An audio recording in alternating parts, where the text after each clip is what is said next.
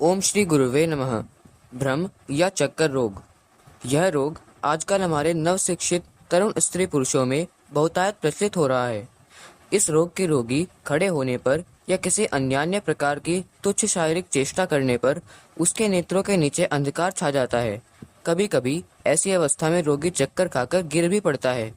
यदि रोगी इस दशा में गिरे नहीं किंतु चक्कर के भंवर में ही पड़ जाए तो उसको निकट की सारी वस्तुएं घूमती हुई दिखलाई पड़ेंगी या मालूम होंगी। इस रोग की प्रथमावस्था आंखों के तले अंधकार लाती है, दूसरी अवस्था मस्तक में चक्कर उत्पन्न करती है और तीसरी अवस्था पृथ्वी पर गिरा देती है। इस अंतिम अवस्था के बाद रोगी की दशा मृगी रोग जैसी हो जाती है। दौरा भी आरंभ हो जाता है, किंतु मृगी रोग और इसमें अंतर इतना ही पाया जाता है कि मृगी का रोगी अपने मुख से झाग गिराता हुआ हाथ पैर पटकता है, कभी कभी कफ भी गिराता है और व्याकुलता प्रकट करता है। किंतु इस प्रस्तुत रोग ब्रह्म रोग का रोगी अंतिम अवस्था के बाद से केवल चुपचाप पड़ा रहता है। रोग का कारण।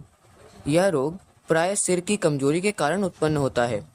मादक द्रव्यों गांजा चरस आदि के सेवन से नजला या जुखाम के बाद किसी भूल से मस्तक में अधिक ठंडी हवा लगने से, ठंडे पदार्थों के अधिक सेवन से, प्राणवायु के बिगाड़ और दूषित मल से एक प्रकार की विषैली भाप निकलती है जो प्राणवायु से टकराकर यह अवस्था उत्पन्न कर देती है।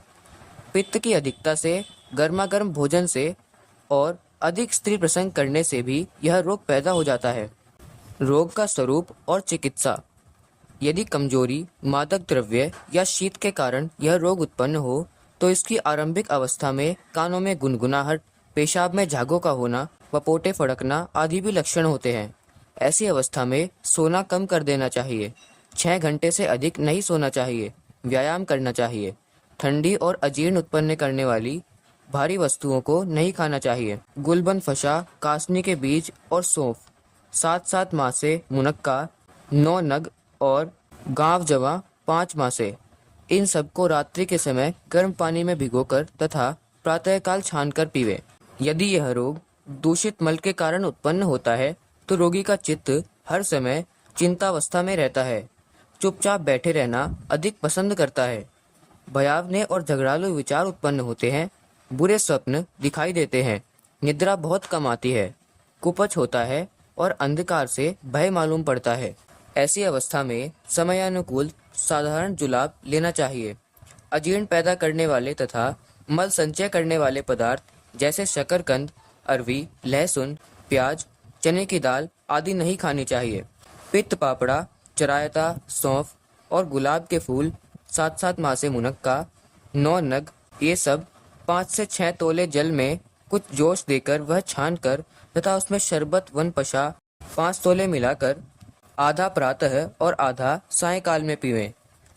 यदि यह व्याधि पित्त या गर्मी के कारण होती है तो रोगी के सिर और आंखों में दर्द होता है, आंखों में सूजन, मुख वर्म, पीलापन, प्यास की अधिकता, मुख स्वाद कड़वा, पेशाब सुर्ख आदि लक्षण होते हैं। यदि रोगी का जी मचलता हो तो समझना चाहिए कि असल कारण आमाशय में है। ऐसी अवस्था में पानी में मीठा नींबू का रस डालकर पिलाएं। इससे यदि कह हो जाए तो ठीक ही है, पित्त शीघ्र शांत हो जाता है। गर्म पदार्थ न खाएं, धूप में न फिरें, गुड़, तेल, लाल मिर्च, उड़द की दाल का सेवन न करें।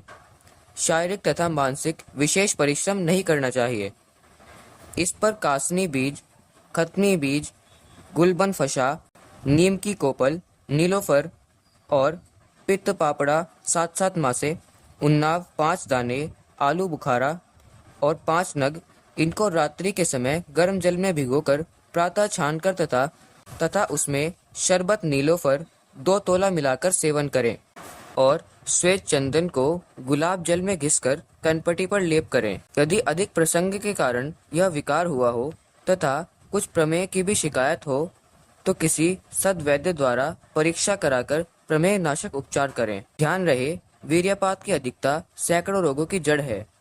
इस रोग का मूल कारण जो मस्तक की निर्बलता है वह भी प्राय वीर्यपात से ही उत्पन्न होती है। अतः ब्रह्मचर्य धारण करने की परम आवश्यकता है।